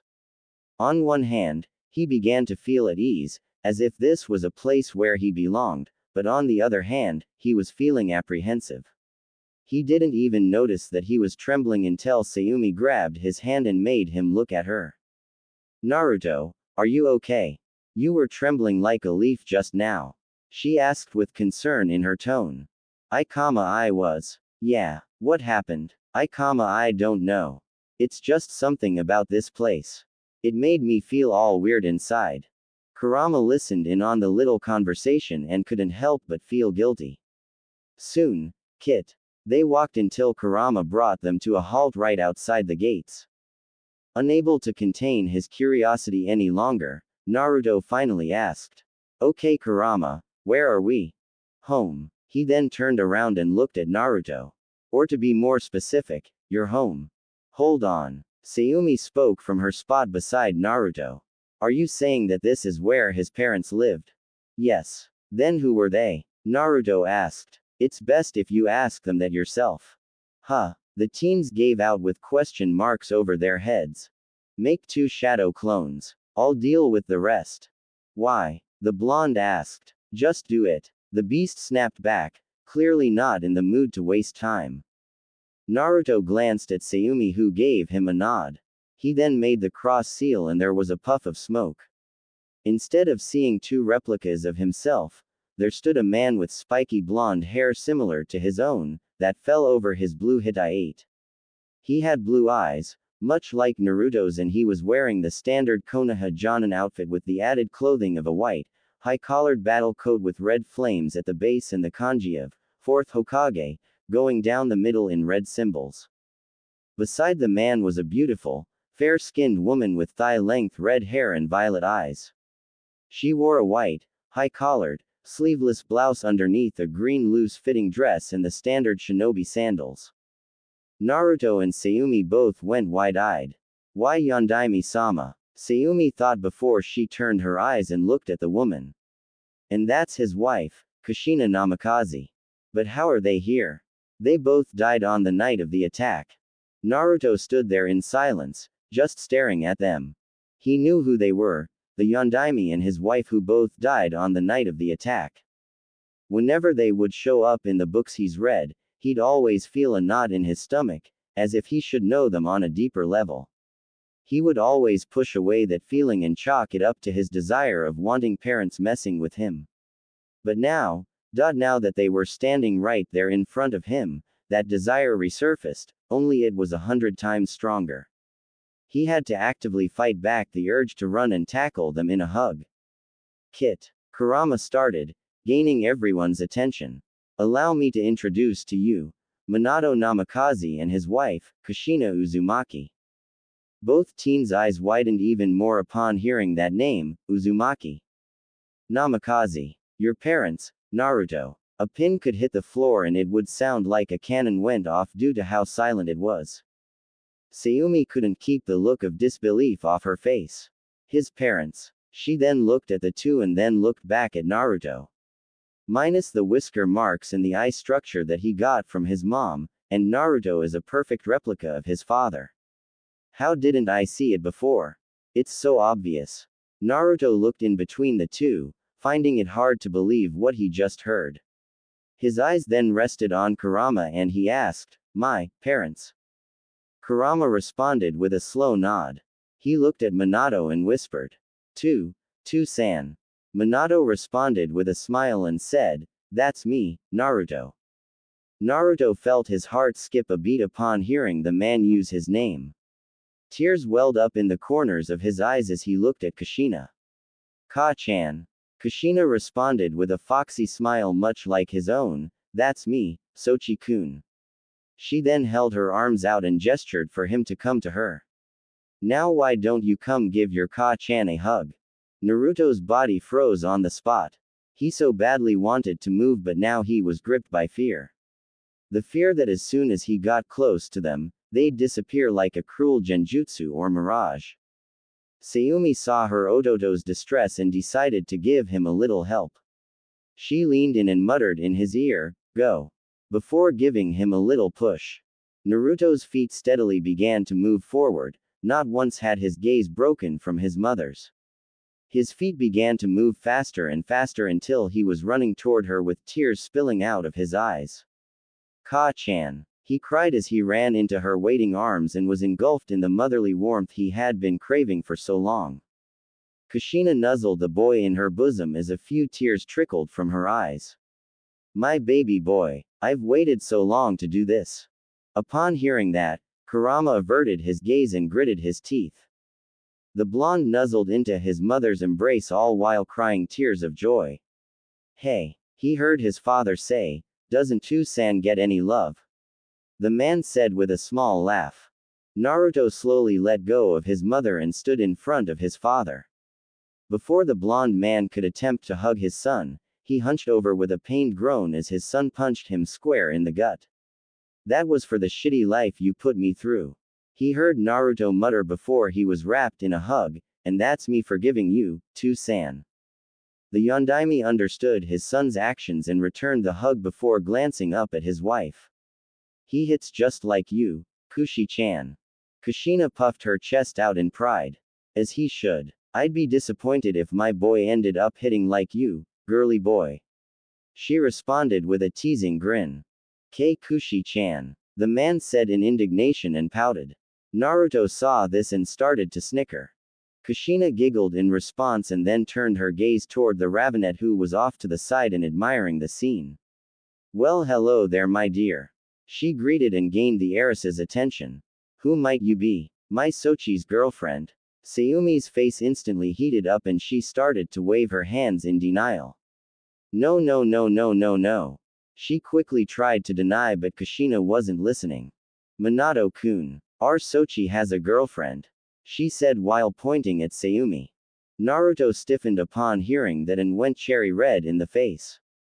Kurama, despite his downcast expression, couldn't help but stifle a snort of amusement and cover his mouth to keep from laughing. A girlfriend you say?" Minato looked to where she was pointing and smiled.